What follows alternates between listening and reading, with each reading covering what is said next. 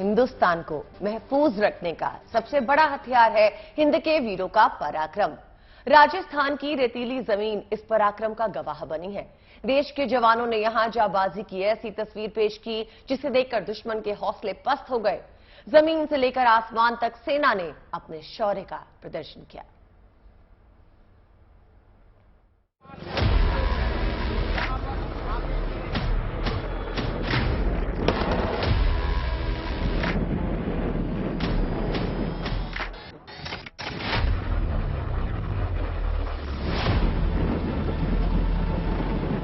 ये ताबड़तोड़ हमला पलक झपकते देश के दुश्मनों को तबाह कर सकता है।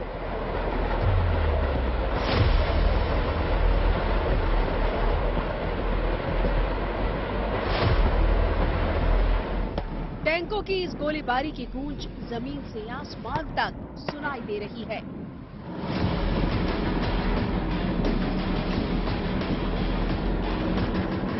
आसमान में मंडराते हेलीकॉप्टर पाकिस्तान के पसीने छुड़ा रहे हैं।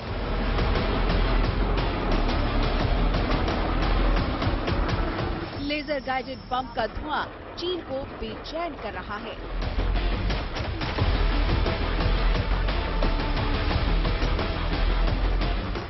ये हिंदुस्तान की सेना के शौर्य का प्रमाण है। ये हिंद के वीर सपूतों के पराक्रम की पहचान है। हिंद की सेना के इस युद्धाभ्यास में देश के दुश्मनों के विनाश के निशान है।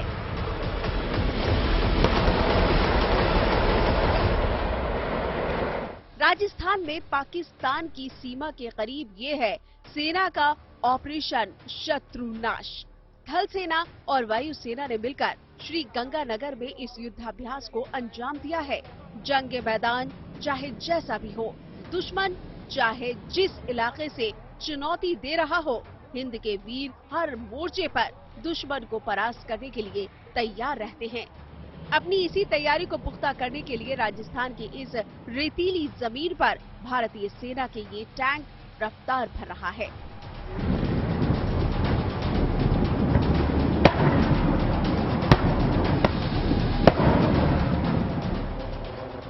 अपनी काबिलियत परखने के लिए सेना ने बिल्कुल युद्ध जैसे हालात में ही ये अभ्यास किया। जमीन पर टैंक, बख्तरबंद गाड़ियां, रॉकेट लॉन्चर सिस्टम के साथ सैनिकों ने मोर्चा संभाला तो आसमान में रुद्र हेलीकॉप्टरों ने दुश्मनों के खिलाफ चक्रव्यूह रच दिया।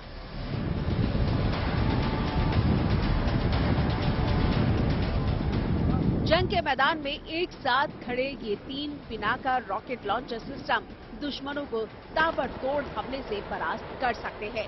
चंद सेकंड में ये दर्जनों रॉकेट दागकर दुश्मन के ठिकाने को नेस्तो नाबूद कर सकते हैं।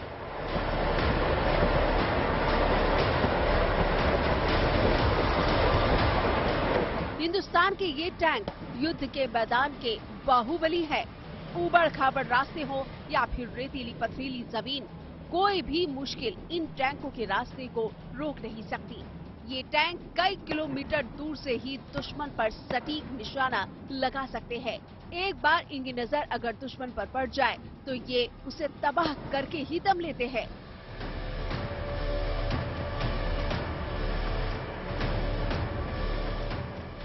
जंग के मैदान में जब टैंक ताबड़तोड़ फायरिंग करते हैं तो देश के सैनिकों को दुश्मन के बंकरों तक पहुंचने का मौका मिल जाता है।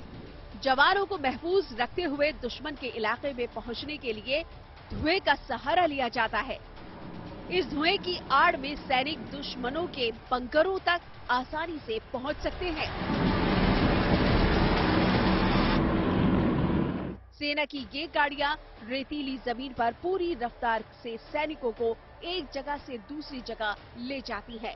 इन गाड़ियों पर भी मशीन गन फिट रहती है जो दुश्मन पर गोलियां बरसा सकती है।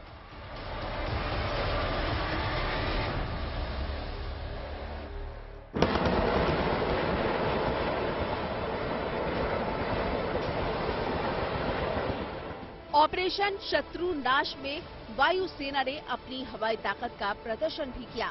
वायुसेना के Mi-17 हेलीकॉप्टर पलक झपकते ही सैनिकों को युद्ध के मैदान में पहुंचा सकते हैं।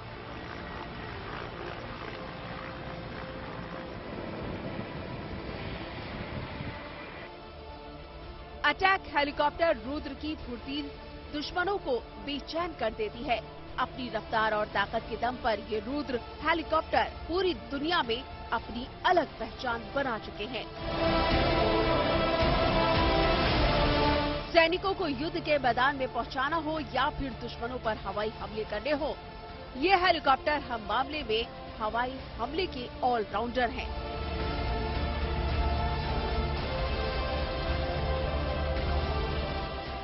ये हेलीकॉप्टर दुश्मनों पर मिसाइलों से हमला कर सकते हैं। जरूरत पड़ने पर ये हवा में एक जगह रुककर दुश्मनों पर मशीन गन से ताबड़तोड़ फायरिंग भी कर सकते हैं।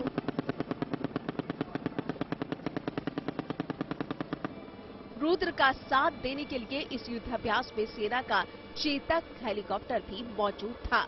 एक तरफ इन हेलीकॉप्टरों की ताकत से दुश्मन के हौसले पस्त हो रहे थे, तो दूसरी तरफ वायुसेना के फाइटर जेट हवाई हमले में अपना दम दिखा रहे थे।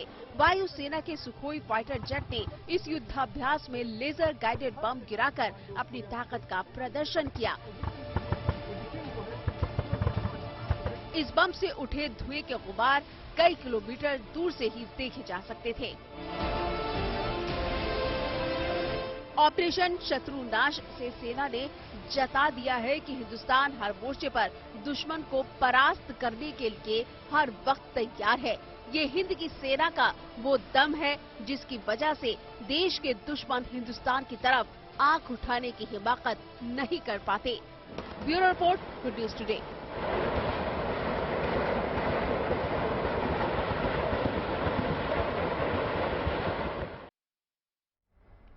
तो हिंद के वीरों का ऑपरेशन शत्रुनाश, उसकी तस्वीरें आपने देख ली। चलिए अब आपको दिखाते हैं दिल्ली की सड़कों पर महिला शक्ति का दम। अब तक आपने देखी कई भारतीय महिलाओं को ऑटो चलाते, बस चलाते ही देखा होगा, सुना होगा, लेकिन किसी अमेरिकी महिला राजनयिक को ऑटो चलाते शायद ही आपने देखा होगा या फिर सुना होगा। लेकिन दिल्ली की सड़कों पर यह नजारा बहुत आम सा हो गया है।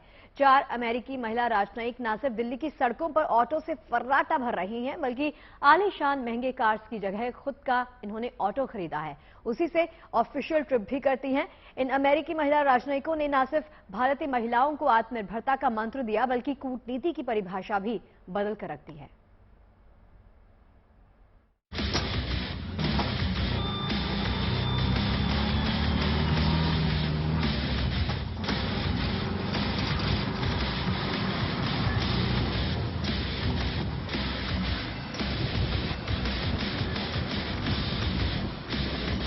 दिल्ली की सड़कों पर फर्राटा भरते इन ऑटो में वैसे तो नया कुछ भी नहीं।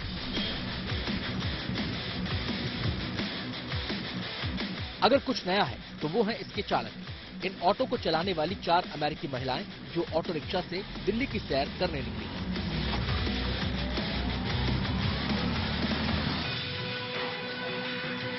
बड़ी बात यह है कि ये कोई आम अमेरिकी महिलाएं नहीं हैं, बल्कि ये सभी अमेरिकी राजनयिक हैं। बड़ी से बड़ी महंगी कारों की सवारी इनके लिए कोई बड़ी बात नहीं, लेकिन इनका दिल आया तो ऑटो पर, और जुनून ऐसा चढ़ा कि ऑटो में बैठने की बात तो छोड़िए, इन्होंने ऑटो खरीदकर खुद ही चलाना शुरू कर दिया। एनएल मैसन, शरीन जे किटरमैन, रूथ होमबर्ग और जेनिफर बायवॉटर्स नाम की 4 अमेरिकी राजनयिक बुलेट प्रूफ गाड़ियों और सुरक्षा कर्मियों को छोड़कर ऑटो से दिल्ली की सड़कों पर घूमती हैं। अपने सभी कामों के लिए खुद ड्राइव करके ये ऑटो से सफर करना पसंद करती हैं, और तो और अपने ऑफिशियल ट्रिप भी 3 व्हीलर से करती हैं, वो भी खुद ड्राइव करके। When I was in Pakistan, before coming to India, I was in armored vehicles and they were big, beautiful vehicles, but I would always look out on the street and I would see the auto rickshaws going by and I always wanted to be in the auto rickshaw. So when I got to India and I had the opportunity to buy one, I took it immediately. I enjoy driving the auto very much, and I love it when other women and girls see that I'm driving it, and I like that they see that it's a possibility for them as well. इन 4 अमेरिकी महिला राजनयिकों में से एक शरीन जी किटरमैन भी हैं। शरीन दक्षिण भारत के कर्नाटक में पैदा हुई हैं और अब अमेरिकी नागरिक हैं। शरीन का कहना है कि इन्होंने मैक्सिकन राजदूत से प्रेरित होकर ऑटो चलाना शुरू किया।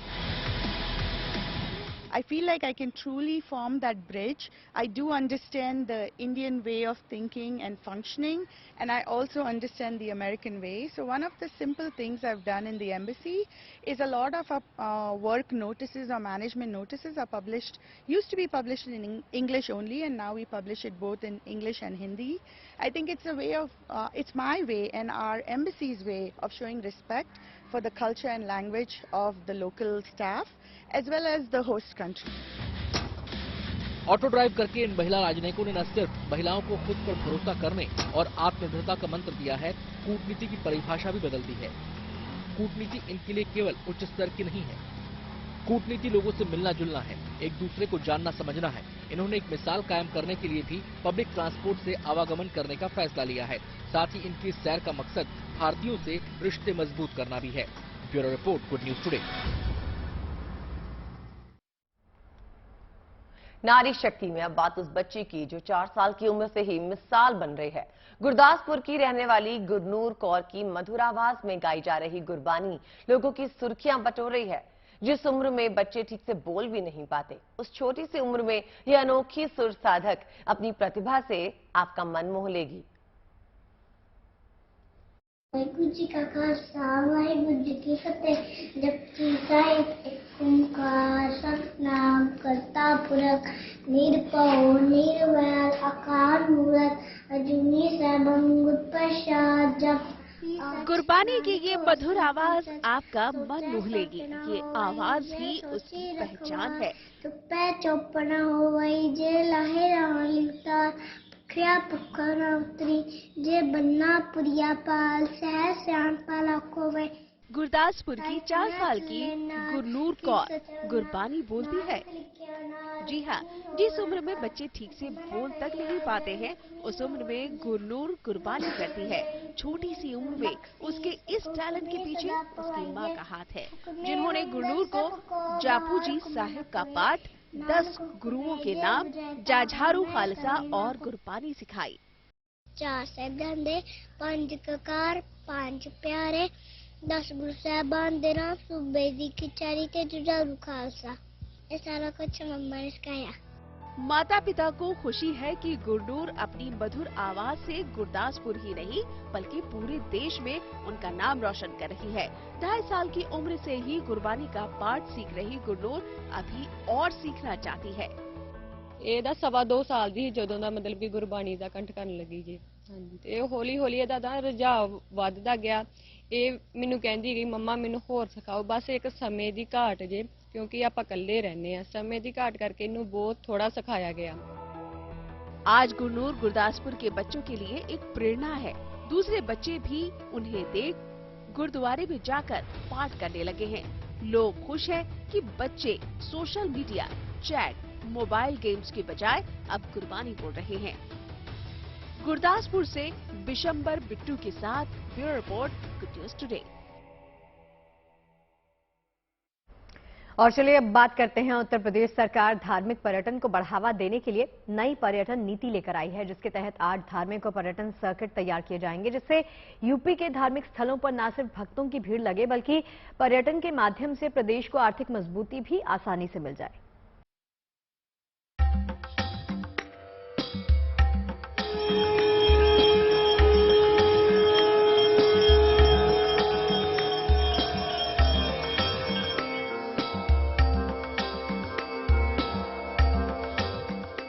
मर्यादा पुरुषोत्तम राम की जन्मभूमि अयोध्या।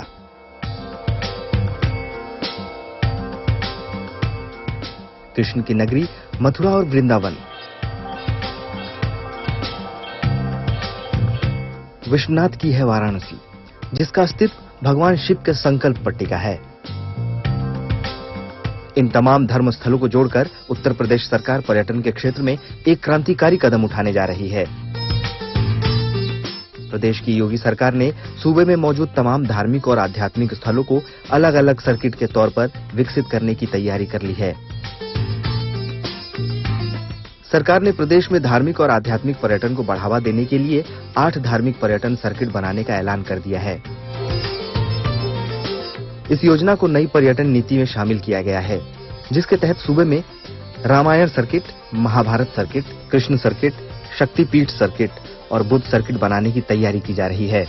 8 सर्किट धार्मिक और आध्यात्मिक क्षेत्र से जुड़े हुए हैं, क्योंकि हमारे यहाँ पे रामायण सर्किट है, महाभारत सर्किट है, कृष्ण और ब्रज सर्किट है, शक्तिपीठ सर्किट है, सूफी सर्किट भी है जो कबीर सूफी इन सबको लेकर के चलता है।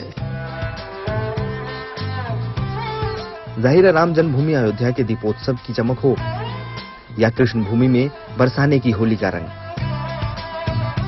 नवरात्र पर मां विंध्यावासिनी के दरबार का मेला हो या फिर काशी में बाबा विश्वनाथ का दरबार, ये वो तमाम धर्मस्थल है जहां बड़ी संख्या में श्रद्धालु और पर्यटक पहुंचते हैं।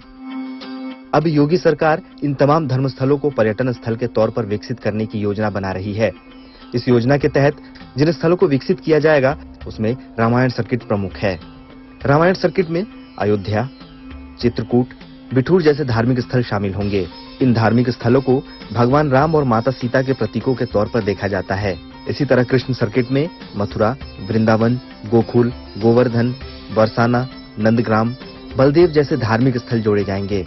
महाभारत सर्किट की परिकल्पना में हस्तिनापुर, कापिल्य, मथुरा, कौशाम्बी, गोंडा, लाक्षागृह जैसे स्थानों को चुना गया है। इसी तरह शक्तिपीठ में विंध्यवासिनी देवी, अष्टभुजा से लेते हुए देवी पाटन, नौमिषारण्य, मां ललिता देवी, मां ज्वाला देवी, सहारनपुर से शाकुंभरी देवी और शीतला माता मऊ तक विस्तार होगा। लोक निर्माण विभाग को कहा गया है कि जो ऐसे महत्वपूर्ण पर्यटक स्थल हैं वहां की अप्रोच रोड सड़कों को चौड़ा करें और बेहतर बनाएं। जैसे अयोध्या में हम लोग राम पथ, भक्ति पथ, इस तरीके से 3 बड़े बड़े चौड़े मार्ग बना रहे हैं और जो 5 अप्रोच रोड अयोध्या की तरफ आती है उन सभी जगहों पर गेट कॉम्प्लेक्स बनाएंगे जहां पे पर्यटकों के लिए मूलभूत सुविधाएं भी जुटाएंगे और साथ ही साथ जो है और भी आवासीय से ले करके उनको एक अच्छा अनुभव प्राप्त हो सके वो करेंगे। इधर नैमिषारण्य को हमने टेकअप किया है, उसका मास्टर प्लान बनकर के तैयार है। वहां पे बहुत सारी सुविधाएं विकसित करने जा रहे हैं। गढ़ मुक्तेश्वर, शुक्रतीर्थ, इन स्थानों को नए सिरे से विकसित करने के पीछे न सिर्फ पर्यटन और आध्यात्म को बढ़ावा देना है बल्कि कारोबार और रोजगार की संभावनाओं को भी तलाश करना है।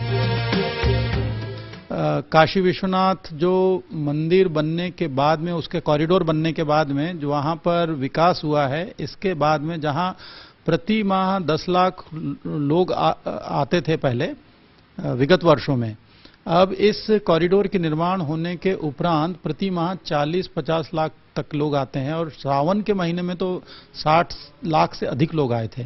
तो बड़ी संभावनाएं हैं क्योंकि लोग सुविधाएं चाहते हैं, उन जगहों पर जाना चाहते हैं जहां पर उनके लिए, पर्यटकों के लिए एक बेहतर सुविधाएं हों।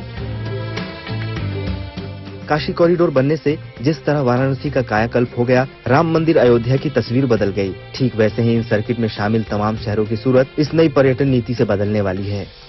उत्तर प्रदेश राम और कृष्ण की भूमि है, महादेव की नगरी भी यहीं पर है। यहीं पर बुद्ध से जुड़े हुए स्थल भी हैं, पर इन स्थलों पर पर्यटकों की आमद बढ़े, इसके लिए यहाँ पर सुविधाएं होना भी जरूरी है। यही सोचकर उत्तर प्रदेश सरकार ने न सिर्फ इन स्थलों की ब्रांडिंग शुरू कर दी है बल्कि यहाँ पर्यटन की सुविधाएं भी विकसित कर रही है। यानी अब जब आप उत्तर प्रदेश में आएंगे तो आपको धार्मिक और आध्यात्मिक पर्यटन का कभी न भूलने वाला अनुभव होगा। वीडियो जर्नलिस्ट संदीप दुबे के साथ Shilpi Sen, good news today, Lucknow. Mahakumbh 2025 के लिए उत्तर प्रदेश की योगी सरकार ने कमर कस ली है। प्रयागराज में होने वाले इस महाकुंभ की तैयारियां योगी सरकार ने शुरू कर दी हैं। 24 नवंबर को सीएम योगी प्रयागराज में एक उच्च स्तरीय बैठक करेंगे जिसमें महाकुंभ की तैयारियों को लेकर एक प्रेजेंटेशन सीएम योगी के सामने पेश किया जाएगा।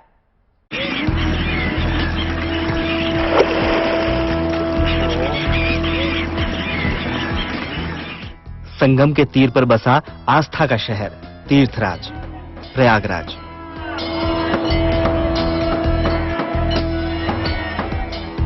प्रयाग यानी वो स्थान जहां ब्रह्मा ने पहला यज्ञ किया। 3 नदियों का वो संगम जहां स्नान करने से पाप धुल जाते हैं और पुनर्जन्म के चक्र से मुक्ति मिलती है।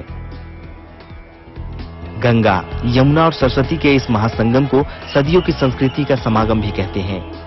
उसी प्रयागराज में एक बार फिर सदियों पुरानी संस्कृति के समागम की तैयारी तेज है।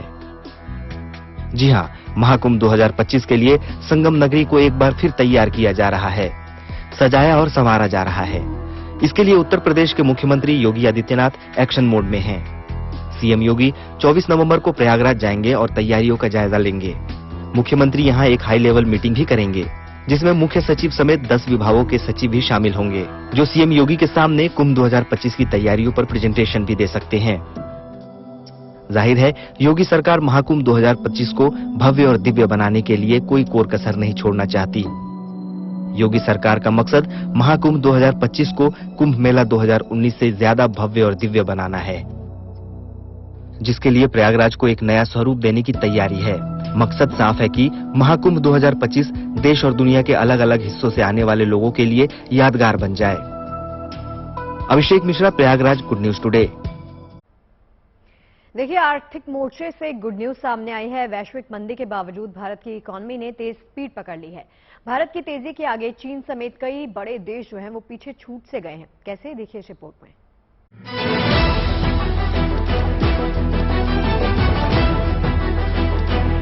हिंदुस्तान के लिए खुशखबरी है। आर्थिक मोर्चे पर देश के लिए एक शुभ समाचार आया है। वैश्विक मंदी के बीच एशिया में सबसे तेजी से बढ़ती अर्थव्यवस्थाओं में दिखा भारत का दम।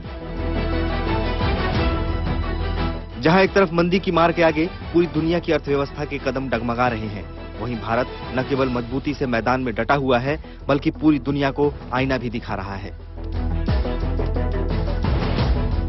दरअसल रूस यूक्रेन संघर्ष के कारण पैदा हुए वैश्विक मंदी के बीच भारत ने इकोनॉमी के क्षेत्र में अपने बेहतर प्रदर्शन से सभी को चौंका दिया है। भारत चालू वित्त वर्ष में 6.6% की आर्थिक वृद्धि दर के साथ एशिया में सबसे तेजी से बढ़ती अर्थव्यवस्थाओं में से एक बनकर उभरा है। OECD यानी आर्थिक सहयोग और विकास संगठन ने अपनी ताजा आर्थिक परिदृश्य रिपोर्ट में ये बातें कही हैं।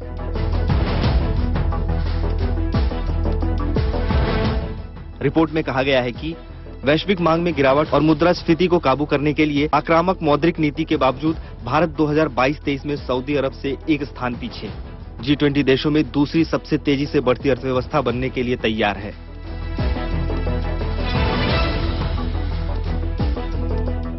OECD रिपोर्ट के मुताबिक निर्यात और घरेलू मांग में वृद्धि के नरम होने के कारण वित्त वर्ष 2023-24 में भारत की सरल घरेलू उत्पाद की वृद्धि धीमी होकर 5.7% रह जाएगी। हालांकि ये तब भी चीन और सऊदी अरब समेत कई अन्य G20 अर्थव्यवस्थाओं की तुलना में अधिक तेजी से बढ़ रही है। इसका मतलब ये है कि 2023 में आर्थिक वृद्धि एशिया के प्रमुख उभरते बाजारों पर दृढ़ता से निर्भर है। इनका अगले साल वैश्विक GDP की वृद्धि में करीब 3/4 हिस्सा होगा, जबकि यूरोप और अमेरिका का योगदान घटेगा। OECD का अनुमान है कि यदि वैश्विक अर्थव्यवस्था मंदी से बचती है, तो इसमें एशिया की कुछ सबसे बड़ी अर्थव्यवस्थाओं का बड़ा हाथ होगा, लेकिन सबसे अहम रोल होगा भारत का। वैश्विक अर्थव्यवस्था के इस वर्ष 3.1% और 2023 में केवल 2.2% की दर से बढ़ने का अनुमान है।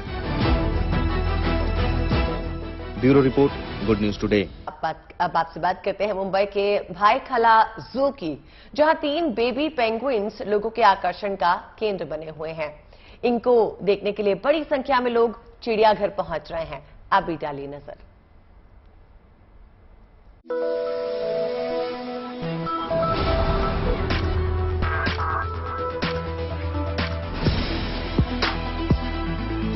बच्चों की ये लंबी कतार, लोगों की ये भीड़ 3 नन्हे मेहमानों का दीदार करने आई है।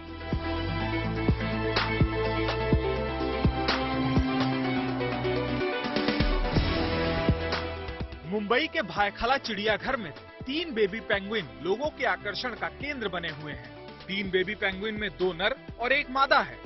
पानी में गोते लगाते इन पेंगुइन्स के नाम एलेक्सा, फ्लैश और बिंगो हैं। अभी जो 3 बच्चे हुए हैं पेंगुइन्स के, तो उनमें से 2 नर है और 1 मादा है। जो 2 नर है उनका नाम है फ्लैश और बिंगो, और जो मादा है पेंगुइन उनका नाम रखा गया है एलेक्सा करके। 19 नवंबर को वीर माता जीजाबाई भोसले पार्क के 160 साल पूरे हुए हैं। इस पार्क में 6000 से भी ज्यादा पेड़ हैं, लेकिन चिड़ियाघर की सुंदरता इन बेबी पेंगुइन्स ने मानो और बढ़ा दी है। इन्हें देखने के लिए भारी संख्या में लोग पहुंच रहे हैं। इसके लिए ऑनलाइन टिकट बुकिंग की भी शुरुआत की गई है।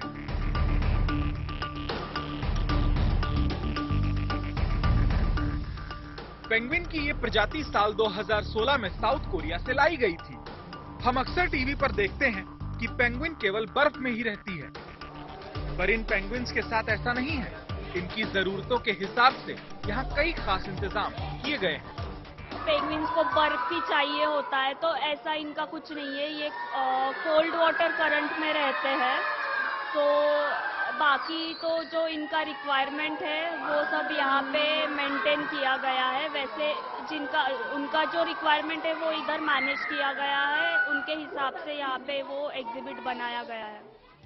24 घंटे इन पेंगुइन्स की निगरानी की जाती है, जिससे कि इन्हें किसी भी तरह की तकलीफ ना हो। Bureau report, good news today.